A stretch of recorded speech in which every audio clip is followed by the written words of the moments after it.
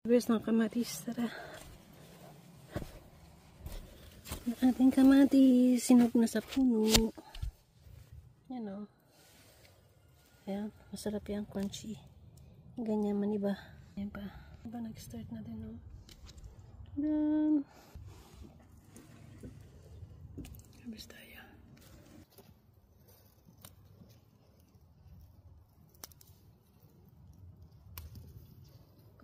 May hinog na yan sa kitchen. This one, dami bunga. Tikit-tikit.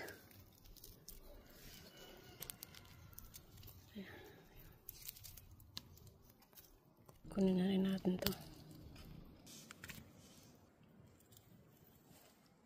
Ating kamatis. Hi guys, ayan gagawa tayo ng pico de gallo. Ayan ang ating mga ingredients. Sibuyas natin sa garden, ating kamatis. Ayan ang ating jalapeno. Some cilantro. Hindi yan sa galing sa aking garden, pero gamitin natin yan. So, ayan guys, samahan niyo ko.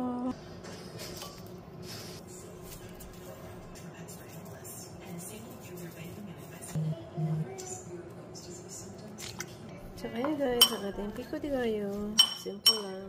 Simple lang yan. Naghalo-halo lang natin sila. Ayan natin chips at ang ating pico de gallo. Oops.